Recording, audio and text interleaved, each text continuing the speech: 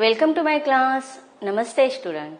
बच्चों, हम कक्षा 8वीं की पूरक पाठ्य पुस्तक भारत की खोज इसका अध्ययन करने जा रहे हैं और भारत की खोज इस पूरक पाठ्य पुस्तक का चैप्टर नंबर 4 पढ़ने जा रहे हैं और हमारे इस चैप्टर का शीर्षक है युगों का दौर। युगों का दौर इस पाठ का यह सेशन नंबर 2 है। बच्चों, इसके पहले पाठों में हमने क्या पढ़ा था पाठ के परिच्छेदों में कि किस प्रकार अलग अलग साम्राज्य भारत में उनका वर्चस्व स्थापित कर रहे थे। कि सबसे पहले जो मौर्य साम्राज्य था, मौर्य साम्राज्य के बाद शुंग वंश ने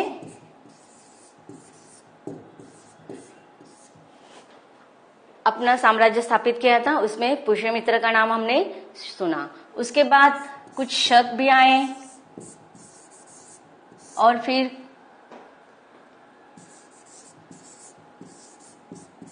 कुषाण। तो इन धीरे धीरे एक एक करके सारे साम्राज्य भारत पर आक्रमण करके वहां के कुछ राज्यों पर अपना शासन कर रहे थे और उसके साथ साथ कुछ छोटे बड़े साम्राज्य भी भारत में आ रहे थे। जैसे कि हमने पढ़ा था यूनानी, सारे इनके नाम लिए थे। चीन से भी फिर चीन के द्वारा भारत को कुछ चीजें आड़ू और नाशपाती दिए गए थे और इस प्रकार भारत में जब अन्य संस्कृतियां आ रही थी तो भारत की संस्कृति और उनकी संस्कृति इनमें अच्छे से मिलाप हो गई और इस प्रकार एक नई संस्कृति की पढ़ा था कि मौर्य साम्राज्य, फिर शुंग वंश, फिर शक, फिर कुषाण, इनके बारे में हमने पढ़ा था। और इस प्रकार हमने पढ़ा कि अलग अलग छोटे मोटे साम्राज्य भारत में आ रहे थे, अलग अलग प्रदेशों में वह फैल रहे थे और अपने साथ वहां उनकी संस्कृति, भारत की संस्कृति, इनमें एक अच्छे रूप से समावेश हो रहा था और एक नए संस्कृति की निर्मित हो रही थी। आगे और भी हम साम्राज्य के बारे में पढ़ेंगे अगले परिच्छेदों में। कुषाण काल में बौद्ध धर्म को संप्रदाय में बट गया और देखो वो कौन से संप्रदाय थे, महायान और हीनयान। उन दोनों के बीच मतभेद उठ रहे थे कि देखो अब भले ही कुषाण साम्राज्य स्थापित हो रहे थे लेकिन उनमें भी दो संप्रदाय बांट गए थे।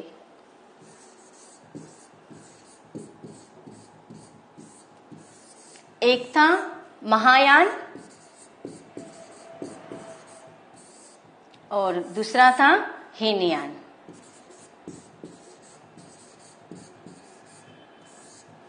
अब दोनों संप्रदायों में मतभेद हो रहे थे। भारतीय परंपरा के अनुसार बड़ी बड़ी सभाओं में इन समस्याओं पर विवाद आयोजित किए जाने लगे और इन बहसों में सारे देश के प्रतिनिधि भाग लेते थे। इन विवादों में एक नाम सबसे अलग और विशिष्ट दिखाई पड़ता है और वह नाम था नागार्जुन का।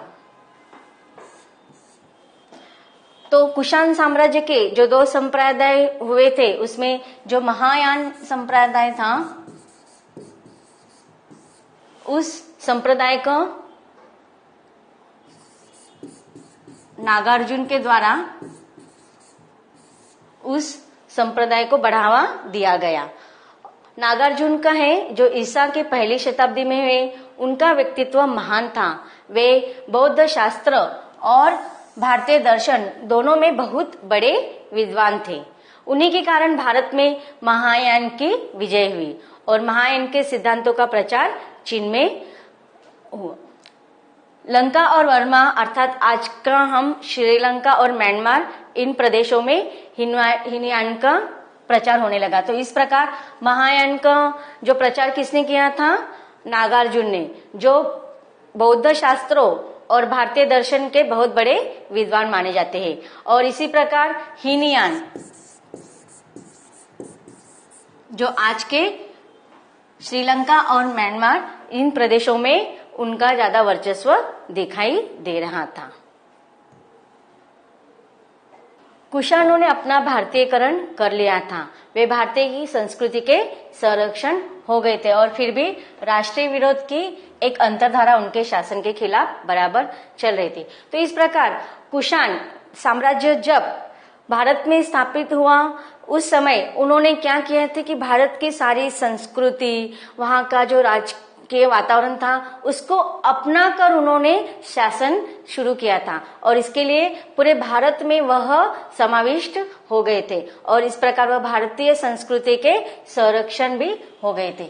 फिर भी उनके विरोध में जो भारत के अन्य जो शासक थे, जो शुरुआत से भारत में ही रहे थे और भारत में ही वर्चस्व कर रहे थे, तो ऐसे जो राष्ट्रीय विरोधक थे उन्होंने क्या किया था कि ऐसे राष्ट्रीय विरोधकों के मन में कुषाणों के जो राजा थे, शासक थे, उनके विरुद्ध में शासन के खिलाफ उनके मन में विरोध चालू था। बाद में भारत में नई जातियों का आगमन हुआ, तो देखो बाद में फिर नई नई जातियों का आना भारत में चालू था। तो ईसा की 4वीं शताब्दी के आरंभ में विदेशों का विरोध करने वाले इस राष्ट्रीय आंदोलन ने निश्चित रूप ग्रहण कर लिया। एक दूसरी महान शासक ने जिसका नाम चंद्रगुप्त भी है, नए हमलावरों को मार भगाया और एक शक्तिशाली विशाल साम्राज्य का कायम किया। तो देखो अब कुषाण साम्राज्य के बाद फिर से नए साम्राज्य स्थापित हो रहे थे और इस प्रकार राष्ट्रीय आंदोलन छेड़ रहे थे, आंदोलन चालू ही था। और इसी समय पहले चंद्रगुप्त इन्होंने क्या कर दिया था, हमला करके बहुत सारे भागों को अपने अंदर ले लिए थे और उन्होंने एक साम्राज्य स्थापित की थी और वह थी गुप्त साम्राज्य।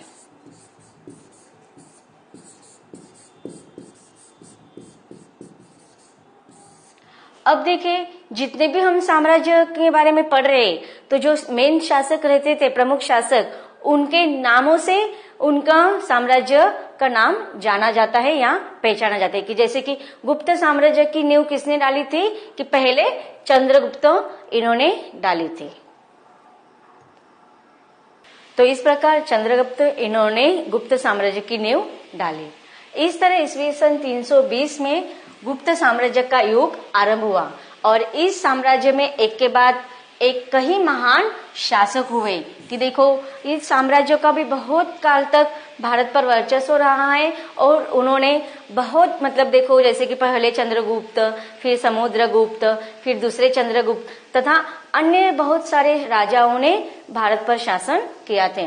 पूरे भारत पर नहीं, लेकिन भारत के कुछ देशों पर, प्रांतों पर उन्होंने अपना साम्राज्य कायम रखा था, जो युद्ध और शांति दोनों कलाओं में सफल हुए। लगातार इस साम्राज्य में एक के बाद एक कई महान शासक हुए जो युद्ध और शांति दोनों कलाओं में सफल हुए। कि देखो युद्ध के तौर पर भी जब युद्ध करना है तब युद्ध ही करना है, और जब कब सारे समाज में, सारे प्रांतों में शांति का वातावरण रखना है, इन सारे बातों को वह अच्छे तरह से भली भांति जानते थे और इन कलाओं को उन्होंने अवगत कर लिया था। इसलिए भारत पर साम्राज्य करने में वह सफल हो गए थे। लगातार हमलों ने विदेशों के प्रति प्रबल विरोधी भावना को जन्म दिया और देश के पुराने ब्राह्मण क्षत्रिय तत्वों को मातृभूमि और संस्कृति दोनों की रक्षा के बारे में सोचने के लिए मजबूर होना पड़ा। अब देखिए जब यह साम्राज्य स्थापित हो रहे थे, भले ही वह दूसरे देशों से आए हुए थे, दूसरे प्रांतों से, लेकिन उस समय भारत पर अधिकार किसका था? उस समय ज्यादा करके ब्राह्मण और क्षत्रिय लोगों का वर्चस्व था और इस प्रकार उनके जो ब्राह्मण और क्षत्रियों के जो तत्व थे वह अलग थे। उनके तत्वों में क्या कि मातृभूमि और संस्कृति दोनों की रक्षा के बारे में वह सोचते थे और जो बाद के जो साम्राज्य आते थे फिर उनको भी भारत के मातृभूमि के बारे में और उनकी जो संस्कृति सभ्यताएं इनकी रक्षा के बारे में सोचने के लिए मजबूर होना पड़ा। क्यों? क्योंकि आक्रमणकारी आकर उनकी संस्कृतियां, उनके कला भारत में स्थापित कर रहे थे। जो विदेशी तत्व यहाँ घुल मिल गए थे, उन्हें स्वीकार कर लिया गया, लेकिन हर नए आने वाले को प्रबल विरोध का सामना करना पड़ा। तो देखो, जो भी विदेशियों से जो संस्कृतियां, जो तत्व आते थे वह भारत में घुल मिल जाते थे, लेकिन जो नए आने वाले जो प्रबल विरोधक थे, जो अन्य शासक थे, अन्य छोटे बड़े जो साम्राज्य रहते थे, उनको क्या करना पड़ता था, ये जो भारत के ब्राह्मण, क्षत्रिय या भारत के जो शासक थे वह कड़े विरोध कर रहे थे।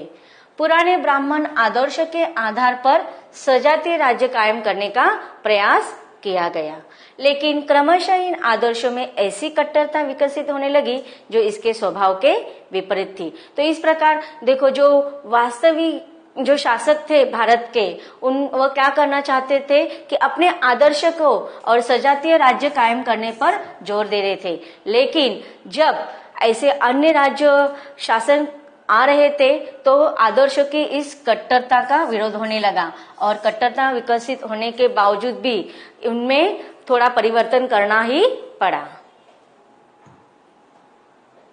आरंभ में जब आर्य यहाँ आए, उस स्थान पर आए थे जिसे उन्होंने आर्यवर्त या भारतवर्ष कहा था। तो देखो, यह आर्यवर्त कब आए, भारतवर्ष किस नाम से जाना गया था, ये इसके पहले पाठों में हमने विस्तार से पढ़ लिया है। लेकिन तब भारतवर्ष के सामने समस्या यह थी कि नई जाति और संस्कृति के बीच में समन्वय कैसे स्थापित किया जाए, यह सबसे बड़ा प्रश्न था। लेकिन भारत ने इस स्थिति का सामना करते हुए मिली जुली भारतीय आर्य संस्कृति को एक मजबूत नींव डाल दी थी, मजबूत बुनियाद पर निर्मित एक स्थायी हल प्रस्तुत किया। दूसरे विदेशी तत्व यहाँ आए और जज होते गए। तो इस प्रकार देखो, जो आर्यवर्त आए थे तो उनकी संस्कृति और भारतीय की संस्कृति की मिलाप होकर एक नई संस्कृति की निर्मित हुई थी। तो इस प्रकार जब आर्य भारत में आए थे तो आर्यों की जो संस्कृति थी उससे समावेश करने में या उनके तत्वों को समन्वय करने में भारत को ज्यादा कठिनाई नहीं गई, इसलिए वह आसानी से समन्वय हो गए। लेकिन बाद में जो विदेशी तत्व यहाँ पर आ रहे थे वह धीरे धीरे भारत में समाविष्ट होने लगे, जज होते गए। तो बच्चों, इस प्रकार हमने जो परिच्छेद पढ़े हैं उनमें पूछे गए कुछ कठिन शब्द अर्थ का अर्थ देखते हैं। उग्रता, क्रोध, अख्तियार धारण करना, जज समाहित करना, सर्वेक्षण जांच करना।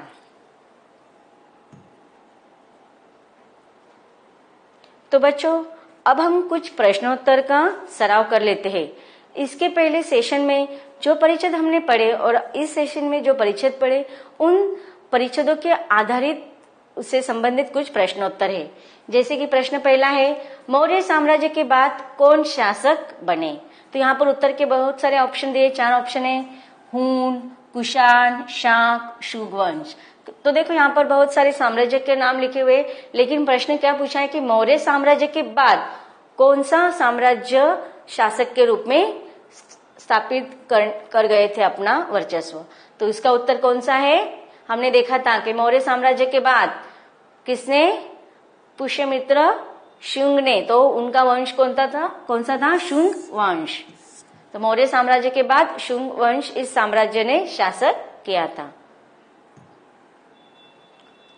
प्रश्न दूसरा है, ऑक्सस अक्षु नदी की घाटी में कौन लोग बसे? आपके उत्तर के ऑप्शन है क कुषाण, ख मौर्य, ग हुन, घ शाक। तो अक्षु नदी के घाटी में कौन से लोग बसे थे? शाक। उत्तर का ऑप्शन रहेगा घ शाक। आगे का प्रश्न है, कुषाणों का प्रसिद्ध राजा कौन था? कि हमने देखो कुषाणों के साम्राज्य के बारे में पढ़ते हुए देखा था कि सबसे महत्वपूर्ण जिसकी कुषाण साम्राज्य की नींव डाली गई थी उनका नाम था कनिष्क। तो देखिए हमारे उत्तर के ऑप्शन में उनका नाम है क अशोक। अशोक इन्होंने कौन सा साम्राज्य स्थापित किया था? मौर्य साम्राज्य। फिर ख जरथुष्ट। जरथुष्ट भी है लेकिन वह बाद के शासक है। नागार्जुन भी बाद के ही शासक कहलाएंगे, लेकिन सबसे पहले शासक कौन थे? घ कनिष्क। तो कुषाणों की इस साम्राज्य की नींव डालने का कार्य राजा कनिष्क इन्होंने किया था। तो उत्तर रहेगा हमारा घ, कनिष्क। आगे का प्रश्न है, बौद्ध धर्म किस काल में विभाजित हुआ? उत्तर के ऑप्शन है गुप्त काल में, शक काल में, मौर्य काल में या कुषाण काल में। तो देखो बौद्ध धर्म इसमें दो काल में विभाजित हुए थे। कौन से? हीनयान और महायान। तो वो कौन से काल में विभाजित हुए थे? कुषाण काल में। Very good. तो इसका उत्तर होगा कुषाण काल में, घ। आगे का प्रश्न है, चंद्रगुप्त ने किस साम्राज्य की नींव रखी? उत्तर के ऑप्शन है कुषाण साम्राज्य की, ख शक साम्राज्य की, ग मौर्य साम्राज्य की या घ गुप्त साम्राज्य की। तो चंद्रगुप्त, इनके देखो गुप्त नाम का साम्राज्य स्थापित हुआ था। तो चंद्रगुप्त इन्होंने गुप्त साम्राज्य की स्थापना की थी। तो उत्तर होगा घ गुप्त साम्राज्य की। तो बच्चों हम पढ़ रहे हैं अलग अलग साम्राज्यों के बारे में जानकारी हासिल करें। अब आगे भी अलग अलग साम्राज्यों की जानकारी हासिल करेंगे, लेकिन इसके अगले भाग में। मिलते हैं इसके अगले भाग में।